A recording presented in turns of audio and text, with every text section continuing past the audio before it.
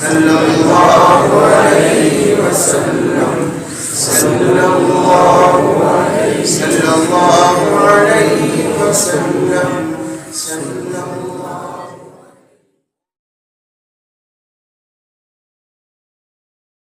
للہ رب العالمین والصلاة والسلام على سید الانبیاء والمرسلین وعلى آله وأصحابه أجمعين أما بعد فأعوذ بالله من الشيطان الرجيم بسم الله الرحمن الرحيم وقال الرسول يا رب إن قوم اتخذوا هذا القرآن مهجورا صدق الله العلي العظيم وقال النبي صلى الله تعالى عليه وسلم إن الله يرفع بهذا الكتاب أقواما ويضع به آخرين أو كما قال النبي صلى الله تعالى عليه وسلم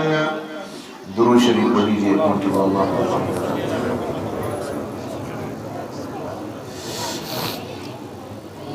بات شروع کرنے سے پہلے چند اشعار ہیں دعائیہ مناجات کے میں پیش کر دیتا ہوں. اللہ میرے اور آپ کے حق میں قبول فرمائے. مجھے درد محبت دے خدایا اپنی الفت دے مجھے درد محبت دے خدایا اپنی الفت دے تیری یادوں میں بیتے جو مجھے وہ شام خلوت دے یوں ہی پھرتا رہوں گا کب تلک خواہش کے دلدل میں یوں ہی پھرتا رہوں گا کب تلک خواہش کے دلدل میں تیری خواہش ہو یا رب یاد دلبر کی حلاوت دے تیری یادوں میں بیتے جو مجھے وہ شام خلوت دے پڑا ہوں تیرے در پر تیرا طالب بن کے مولا پڑا ہوں تیرے در پر تیرا طالب بن کے مولا تو اخلاص و محبت دے ہمیں نور ہدایت دے تیری یادوں میں بیتے جو مجھے وہ شام خلوت دے بہت تاریک شب ہے اور رستا ہے کٹھن مولا بہت تاریک شب ہے اور رستا ہے کٹھن مولا مجھے تو شوق منزل میں فنائے دل کی نعمت دے تیری یادوں میں بیتے جو مجھے وہ شام خلوت دے کروں قربان اپنی چاہتوں کو تیری چاہت پر کروں قربان اپنی چاہتوں کو تیری چاہت پر بڑی ہی آرزو ہے چاہت دلبر کی چاہت دے تیری یادوں میں بیتے جو مجھے وہ شام خلوت دے مجھے درد محبت دے خدایا اپنی الفت دے تیری یادوں میں بیتے جو مجھے وہ شام خلوت دے. آمین اللہم آمین. اللہ ہم سب کے حق میں اس مناجات کو قبول فرمائے. قرآن کریم جو مکمل ہوا ہے اس کی تقریب میں ہم لوگ شریک ہوئے ہیں. سچی بتاؤں دنیا کی ہر خوشی سے بڑھ کر قرآن کریم کی خوشی ہونی چاہیے. قرآن کریم کی ایک آیت آپ کو بتلاؤ. رب نے فرمایا یا ایھا الناس قد جاءتکم موعظۃ من ربکم وشفاء لما فی الصدور. دنیا کے لوگوں اللہ تعالیٰ نے تمہارے لیے نصیحت کا خزانہ تمہارے درمیان میں اتار دیا. قد جاءتکم موعظۃ من ربکم. تمہارے رب کی طرف سے نصیحت موعظت آ چکی ہے. اب اس سے بہترین خیر خواہ، نصیحت کے معنی خیر خواہی کے بھی آتے ہیں، اس سے بہترین خیر خواہ مسلمانوں کے لیے، دنیا کے انسانوں کے لیے کوئی اور شے ہو ہی نہیں سکتی جو رب نے آپ کو اپنا قرآن عطا کر دیا. وشفاء لما فی الصدور. اور رب نے فرمایا دلوں کے روگوں کو مٹانے کے لیے، دلوں کی بیماریاں دور کرنے کے لیے، حسد کو، کینے کو، بغض کو، عداوت کو، دشمنی کو نکالنے کے لیے اللہ نے قرآن کو ذریعہ بنایا. آپ قرآن پڑھو گے اللہ آپ کے دلوں کو پاک کرے گا، آپ کے دلوں کو صاف کرے گا، آپ کے کینے کو نکالے گا. اللہ نے فرمایا وہدا، ہم نے اسے ہدایت بنا کر اتارا. ورحمت للمؤمنین، اسے رحمت بنا کر بھی اتارا. دنیا میں بھی رحمت، آخرت میں بھی رحمت. اللہ قیامت میں ایمان والوں کے لیے رحمت بنا کر پیش کرے گا قیامت کے میدان میں. اب اللہ کہتا ہے قل بفضل اللہ وبرحمتہ، میری رحمت کاملہ کا مظہر اتم یہ ہے کہ میں نے تمہیں اپنا قرآن پیش کر دیا. میری بڑی رحمتیں ہیں. الرحمن علم القرآن خلق الانسان علمہ البیان. رحمان کی رحمانیت کا مظہر اتم یہ ہے کہ رب نے اپنا قرآن کریم آپ لوگوں کو عنایت کر دیا. اللہ کا اس سے بڑا رحم کوئی اور نہیں ہو سکتا جو رب نے اپنے بندوں کو عنایت کیا ہے قرآن کریم کی شکل میں. فَبِذَلِكَ فَلْيَفْرَحُوا. لوگوں اگر تمہیں قرآن مل جائے یا تمہارے سینوں میں آ جائے، یہ قرآن کریم کے تم پڑھنے والے بن جاؤ، یہ قرآن کریم سے تم سے محبت ہو جائے، یہ قرآن والوں سے تمہیں محبت ہو جائے، فَبِذَلِكَ فَلْيَفْرَحُوا. تو خوشیاں منانا کہ میری عالم سے ملاقات ہے، میری عالم سے محبت ہے. دنیا کے کسی تعلق پر خوشیاں نہ منانا، دنیا کی کسی کتاب پر خوشیاں نہ منانا، کسی دولت پر خوشی نہ منانا. رب کہتا ہے اگر قرآن مل گیا، قرآن کی محبت آ گئی، قرآن والوں کی محبت آ گئی، علماء کی محبت آ گئی، تو یاد رکھیے گا خوشی کا اظہار کرو. فلاں عالم سے میرے تعلق ہیں، فلاں قرآن والے سے میرے تعلق ہیں، میری اس سے دوستی ہے، میرا لگاؤ ہے.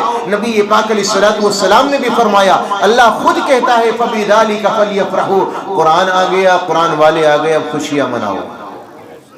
فَمَن يُرِدِ اللَّهُ أَن يَهْدِيَهُ يَشْرَحْ صَدْرَهُ لِلْإِسْلَامِ.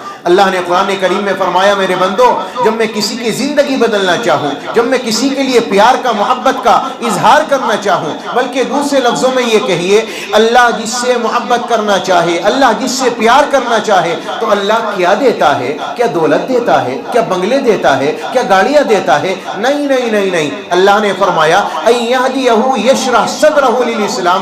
ہم تمہارے سینے کو کھولیں گے اور تمہارے سینوں میں اپنے قرآن کی دولت کو ڈالیں گے، تمہارے سینوں میں قرآن کی محبت کو ڈالیں گے، تمہارے سینوں میں قرآن والوں کی محبت کو پیدا کریں گے.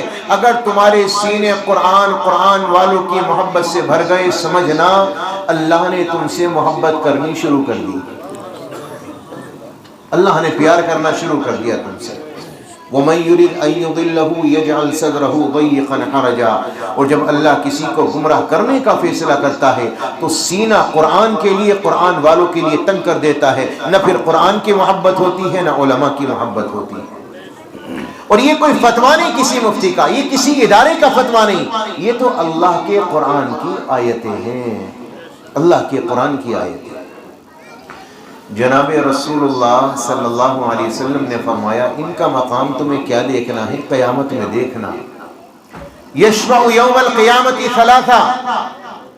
لوگ کھڑے ہوں گے، پیاسے ہوں گے، لوگ اس حال میں ہوں گے ہماری سفارش کرنے والا کوئی آ جائے، اللہ نبیوں کو کھڑا کرے گا، اپنے امتیوں کی سفارش کرو۔ جب امتیوں کی سفارش کی جائے گی، وہ اپنے امتیوں کی سفارش کریں گے، پھر اللہ تعالیٰ علماء کو کھڑا کرے گا۔ میرے آپ کے آقا نے فرمایا یشفع یوم القیامت ثلاثہ، الانبیاء ثم العلماء ثم الشہداء۔ قیامت کے میدان میں تین جماعتوں کو حق سفارش ملے گا۔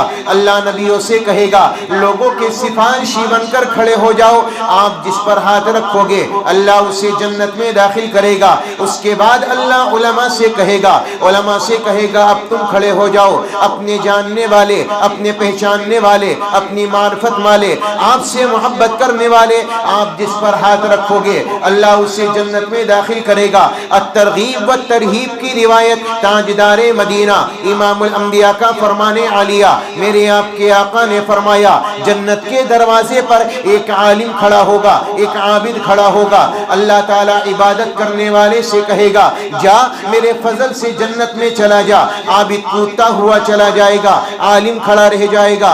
عالم اپنے دل میں تصور کرے گا اللہ نے قرآن تو مجھے دیا، اللہ نے حدیث تو مجھے دی، لیکن جنت میں یہ پہلے چلا گیا، مجھے جانا چاہیے تھا۔ اللہ اپنے بندے کے دل کے حال سے واقف، میرے رب نے قرآن کریم میں فرمایا وَلَقَدْ خَلَقْنَا الْإِنسَانَ وَنَعْلَمُ مَا تُوَسْوِسُ بِهِ نَفْسُهُ وَنَحْنُ أَقْرَبُ إِلَيْهِ مِنْ حَبْلِ الْوَرِيدِ۔ ہم شہرک سے بھی زیادہ قریب، انسان کے دل میں جو باتیں کھٹکتی ہیں اللہ اسے جانتا بھی ہے، اللہ اسے سنتا بھی ہے، اور انسان کے دل کی آواز تو پھر بھی سنائی دے۔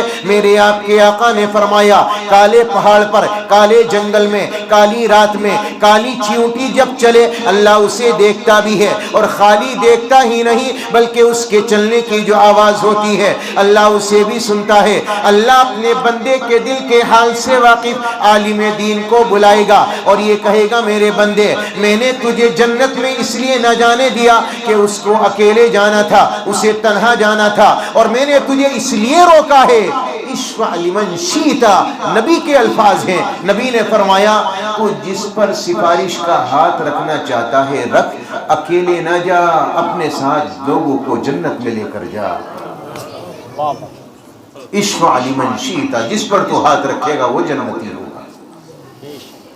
اب یہ مقام، یہ فضیلت کس کی ہے؟ جن کے سینوں میں اللہ نے قرآن کو، ان کے مفاہیم کو بھر دیا۔ میں آپ سے عرض کرنا چاہوں گا قرآن کریم کے 5 حق ہیں آپ پر، مجھ پر بھی، آپ پر بھی، پڑھے لکھے پر بھی، ان پڑھ بھی۔ کیا؟ یا ایھا الذین آمنوا آمنوا باللہ ورسولہ، پہلی چیز ہے قرآن پر ایمان لانا۔ اب آپ کہو گے ہم تو مانتے ہیں اللہ کی کتاب ہے، اللہ کا قرآن ہے، اگر مانتے ہیں تو پھر عمل کیوں نہیں؟ پھر ہم سے جھوٹ کیوں نہیں چھٹتا؟ پھر سود کیوں نہیں چھٹتا؟ پھر شراب کیوں نہیں چھٹتی؟ پھر ہم لوگوں سے زناکاری بدکاری کیوں نہیں چھٹتی؟ اگر ہم اللہ کا قرآن تسلیم کرتے ہیں تو جو اللہ نے قرآن میں حرام کیا ہے ہم اس سے باز کیوں نہیں آتے؟ اللہ تعالیٰ نے جن باتوں کا حکم دیا ہے ہم اس پر عمل پیرا کیوں نہیں ہوتے؟ ایمان لانے کا مطلب یہ ہے کہ قرآن کریم پر عمل کیا جائے، قرآن کریم کو سمجھ کر اس پر عمل کرنے والے بن جائیں۔ یا ایھا الذین آمنوا آمنوا باللہ ورسولہ، یہ ہے پہلا حق، قرآن کریم پر ایمان لانا۔ قرآن کا دوسرا حق ہے قرآن کریم کو پڑھنا اور صحیح پڑھنا، اس کی حروف کی ادائیگی کے ساتھ، اس کا تلفظ صحیح ہو، حروف صحیح ہو۔ اور نبی نے تو یہ بھی فرمایا زینوا القرآن باصواتکم فإن الصوت الحسن یزید القرآن حسنا، اپنی آوازوں کے ذریعے سے قرآن کریم کو مزین کرو، اس لیے کہ تمہاری آوازوں سے قرآن کریم کو مزین کرنا قرآن کے حسن کو دوبالا کرے گا، قرآن کے حسن میں زیادتی پیدا کرے گا۔ میرے آپ کے آقا نے فرمایا من لم یتغن بالقرآن فلیس منا، جو قرآن کو آواز نکال کر نہ پڑھے، جو قرآن کریم کو تزیین دے کر نہ پڑھے، اپنی آواز میں گنگنا کر نہ پڑھے، تو میرے آپ کے آقا نے فرمایا فلیس منا، وہ ہماری جماعت میں سے نہیں ہے جو قرآن کریم کو آواز بنا کر پیش نہ کرے، وہ ہماری جماعت میں سے نہیں ہے۔ قرآن کریم کا مطلب یہ ہے کہ قرآن کو بہترین آواز میں پڑھا جائے، آپ کی جو آواز ہے اس میں آواز بنا کر قرآن کریم کو پیش کرو، آپ کے حروف صحیح ہوں، حروف کی ادائیگی صحیح ہو، آپ کا تلفظ صحیح ہو، آپ کی سورہ فاتحہ صحیح ہو، سورتیں یاد ہو، اور صحیح الفاظ کے ساتھ، حروف کے ساتھ آپ قرآن کریم کے پڑھنے والے ہوں۔ یہی وجہ ہے کہ ابی ابن کعب بہت بڑے قاری تھے، اور اتنے بڑے قاری تھے کہ اللہ نے جبریل کو بھیجا اور جبریل سے کہا کہ جاؤ میرے نبی سے کہو کہ ذرا وہ ابی سے کہے ابی قرآن کی تلاوت کرے۔ اللہ اکبر، اللہ کہہ رہا ہے جبریل جاؤ، اور میرا جو ابی ہے نا وہ قرآن بڑا پیارا پڑھتا ہے، جاؤ اس سے کہو، نبی سے کہو کہ نبی اس سے کہے کہ وہ اللہ کے قرآن کو پیش کرے، اللہ سننا چاہتا ہے۔ تاجدار مدینہ امام الانبیاء محمد رسول اللہ نے فرمایا ابی اللہ کے قرآن کو پڑھو۔ ابی نے کہا یا رسول اللہ میں قرآن پڑھوں؟ قرآن تو آپ پر نازل ہوا، آپ سے اچھی آواز کسی کے نہیں، آپ سے اچھا ترنم کسی کا نہیں، یا رسول اللہ آپ قرآن کریم کو پڑھیے میں سنوں گا۔ میرے نبی نے فرمایا اللہ نے مجھے حکم دیا ہے، اللہ امرنی بھی، مجھے اللہ نے اس بات کا حکم دیا ہے، تو قرآن پڑھ۔ تو حضرت ابی بن کعب نے فرمایا اللہ سمانی، یا نبی اللہ نے میرا نام لے کر کہا ہے؟ تو اللہ کے نبی صلی اللہ علیہ وسلم نے فرمایا نعم، اللہ نے تیرا نام لے کر کہا ہے کہ ابی سے کہو قرآن کریم پڑھے، اور میں بھی سنوں گا، محمد تم بھی سننا۔ یہ ہوتی ہے آواز کے ذریعے سے قرآن کریم کو مزین کرنا۔ اللہ نے آپ کو قرآن دیا ہے تو اسے آواز کے ساتھ پیش کرو، اچھی آواز سے پڑھو، اللہ آپ کے قرآن کو سنے گا۔ تاجدار مدینہ امام الانبیاء قرآن کریم سے محبت کرتے ہیں، قرآن والوں سے محبت کرتے ہیں۔ میں زیادہ نہیں کہوں گا لیکن اتنا کہنا چاہوں گا، تاجدار مدینہ امام الانبیاء کا فرمان عالیہ ہے، تم گانا سنتے ہو کانوں میں لیڈ لگا کر، کتنے شوق سے سنتے ہو، تمہاری آواز دماغ کہیں ہوتا ہے، تم کہیں ہوتے ہو، تم کسی کی آواز نہیں سنتے۔ نبی نے فرمایا اللہ گانے والی کا گانا جو سنتا ہے نا اس سے بھی زیادہ کان لگا کر غور سے اس بندے کا قرآن سنتا ہے جو اچھی آواز میں اللہ کا قرآن پیش کرتا ہے۔ اب آپ اچھی آواز میں قرآن پڑھو گے نا اللہ خود سنے گا۔ آپ سمجھ جایا کرو کہ میں آواز میں ترنم کے ساتھ پڑھ رہا ہوں، اللہ سننا ہے مجھے کیسا۔ اچھا ایک بات بتاؤ، مجھے یہ پتہ چل جائے کہ میرا اللہ یہاں بیٹھا ہے، میں اللہ کو سنا رہا ہوں، تو کیسا پڑھوں گا وہ؟ ہے نہیں؟ کوشش کروں گا کوئی لفظ میں غلطی نہ ہو جائے، کوئی حروف غلط نہ نکل جائے۔ میرا رب موجود ہے، جس نے کلام اتارا ہے اسی کا کلام اس کے سامنے پیش کر رہا ہوں، کوئی غلطی نہ ہو جائے۔ اللہ نے آپ کو قرآن دیا ہے، قرآن کے حروف کی ادائیگی صحیح کیجئے، اور فرمایا قرآن کریم کو سمجھنا۔ یہ قرآن کریم کا تیسرا حق ہے جو آج کل ہمیں پتہ ہی نہیں۔ قرآن کریم کو سمجھنا یہ آپ پر حق ہے، اگر آپ نے حق ادا نہیں کیا کل قیامت کے میدان میں اللہ تعالیٰ گریبان پکڑے گا، آپ کا مواخذہ ہوگا، آپ کی پکڑ ہوگی، آپ کی گرفت ہوگی اگر قرآن کریم کو سمجھ کر نہیں پڑھیں۔ بلکہ امام غزالی رحمت اللہ علیہ نے لکھا ہے، فرمایا جو قرآن کریم کو پڑھے، من قرأ القرآن ولم يعلم تأویلا، اور اس کی تعویل کو جاننے والا نہ ہو، اس کے معنی کو جاننے والا نہ ہو، تو یاد رکھیے کیف یتلذ بالقرآن، قرآن سے کیسے تلذذ حاصل کر سکتا ہے۔ قرآن کی لذت تو تبھی آتی ہے جب اس کے معنی سمجھ میں آتے ہو۔ ہم نماز میں کھڑے ہوتے ہیں الحمدللہ رب العالمین الرحمن الرحیم سورت پڑھتے ہیں، ہمیں پتہ ہی نہیں چلتا، بس ثواب کی نیت سے پڑھتے ہیں جنت مل جائے گی، ہے نا؟ لیکن مزہ آتا ہے؟ مزہ اس لیے نہیں آتا کہ اللہ نے کیا کہا ہے ہمیں پتہ ہی نہیں۔ ابھی نعت سنانے لگو تو آپ کو مزہ آئے گا، قرآن سنانے لگو تو آپ چپ ہو جاؤ گے، آپ کی سمجھ میں نہیں آ رہا۔ آپ اس لیے سن رہے ہو کہ آپ قرآن کریم کو سننا موجب ثواب ہے اور بولنا عذاب کی نشانی ہے، اس لیے چپ چاپ سنتے رہو۔ جی سمجھ میں تو کچھ نہیں آ رہا تو لذت حاصل نہیں ہوتی، اور نعت میں اس لیے لذت حاصل ہوتی ہے کہ آپ کو سمجھ میں آتی ہے، تو مزہ آتا نہیں آتا؟ آتا نہیں آتا؟ نوٹ کہاں گئے ہو؟ یہ رکھے دیکھو، جب نعت پڑھی تو یہ نوٹ لے گا، قرآن پڑھوں گا تو کوئی نہیں دے گا۔ نہیں غلط کہہ رہا ہوں؟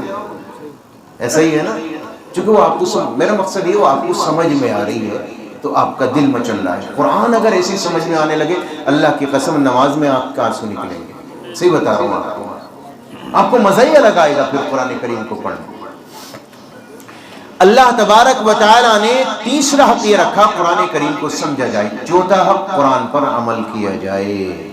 یہ آخری چوتھا حق ہے کہ قرآن کریم کو پڑھیں اور اس پر عمل کریں۔ صحابہ فرماتے ہیں ہم قرآن کی 10 آیتیں سیکھتے تھے، اس کے بعد ان پر عمل کرتے تھے، اس سے آگے نہیں بڑھتے تھے جب تک کہ ہم ان پر عمل نہ کر لیں۔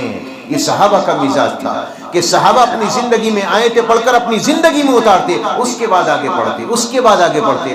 ہماری زندگی میں قرآن ہر سال آتا ہے، تراویح میں آتا ہے، ہماری زندگیاں کیا سالوں گزر گئے، ہماری زندگی پر کوئی فرق نہیں آیا، ہم جیسے تھے ویسے ہی ہیں۔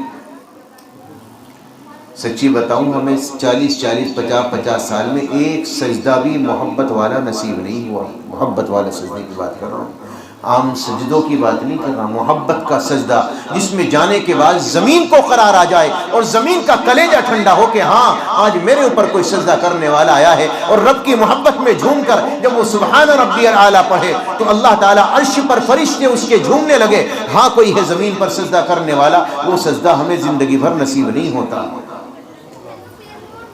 عمل کرنے والے بنو، اور اس کا آخری حق ہے اس قرآن کریم کو پھیلایا جائے، اس کو دوسروں تک پہنچایا جائے، اس کے معنی دوسروں کو سمجھائے جائیں، یہ بھی اس کا حق ہے۔ اسی کو سوچ کر اور اسی پیغام کو لے کر ایک ادارے کی بنیاد ڈالی ہے، انگلش میڈیم ٹو عربی، عربی کے ساتھ میں عربی، فارسی اور انگلش، انشاءاللہ العزیز عالمہ مکمل اور 12ویں کلاس تک یہ اسکول ہم لوگ چلانے کی کوشش کر رہے ہیں۔ اس سال اس ادارے کی باغ دور ڈالنا ہے اور انشاءاللہ پرسوں سے ایڈمیشن شروع کریں گے اللہ نے چاہا تو۔ آپ اپنی اولاد کو بددین نہ چھوڑیں۔ سب سے بڑا نقصان یہ ہے کہ اولاد کو بددین چھوڑ کے چلے جاؤ، لا علم چھوڑ کر چلے جاؤ۔ اگر کسی نے اپنی اولاد کو ورثے میں دین دے دیا تو اس نے سب کچھ دے دیا، اور اس نے دنیا کی دولت تو دی لیکن اس نے دین نہ دیا تو اس نے اولاد کو کچھ نہ دیا، یاد رکھیے گا۔ اولاد کو دین دے کر جاؤ تو آپ کی نسلوں میں دینداری پیدا ہوگی، آپ قبروں میں ہوں گے، یہ قرآن پڑھیں گے، یہ نماز پڑھیں گے، ثواب آپ کو ملے گا۔ ان کی آنے والی نسلیں جب اس میں دین پیدا ہوگا تو یقین جانیے کہ وہ بھی قرآن کریم کو جب پڑھیں گے تو ثواب آپ کو ملے گا، جبکہ وہ آپ کی آنے والی نسلیں ہیں۔ اللہ نے یہ ثواب آگے کو جاری کیا، آپ کو ملتا چلا جائے گا اگر نسلوں میں آپ قرآن کو زندہ کر کے جائیں گے۔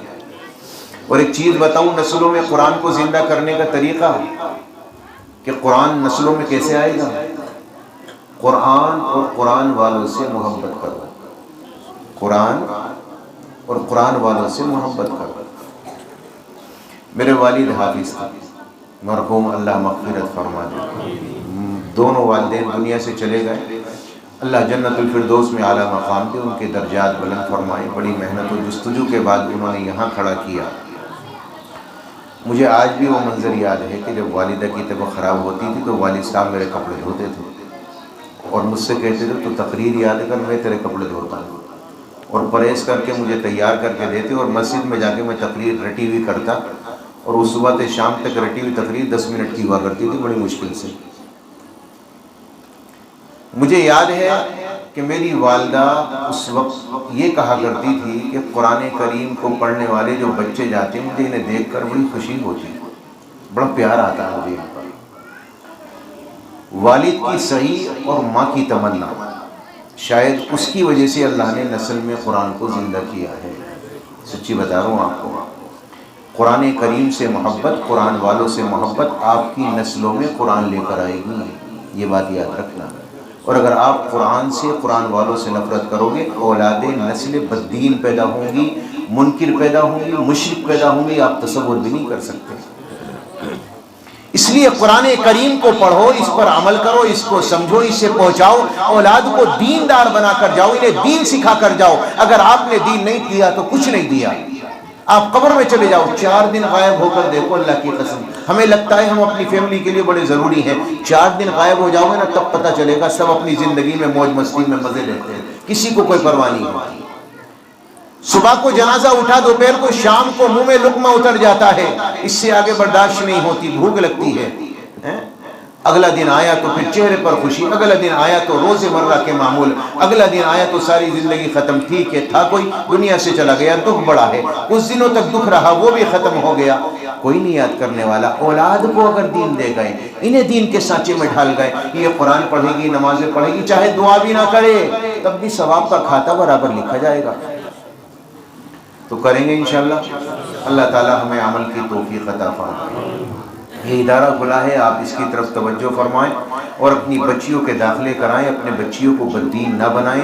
دین کی اہم ذمہ داری عورتوں پر ہوتی ہے، مردوں سے زیادہ عورت کی ذمہ داری ہے، گھر کی ذمہ داری عورت کی ہے کہ وہ نسل کو سدھارے، اپنی اولاد کو سدھارے، اپنی بچیوں کو سدھارے، اپنے بچوں کو سدھارے۔ اگر ماں توجہ نہ دے گی اور جب ماں دیندار ہی نہ ہوگی تو وہ توجہ کہاں سے دے گی؟ اس لیے ان کی زندگیوں میں دین کا ہونا ضروری ہے۔ جب ان کی زندگیوں میں دین ہوگا تو انشاءاللہ پھر ان کے آنے والی نسلوں میں بھی دین ہوگا۔ اللہ تعالیٰ عمل کی توفیق عطا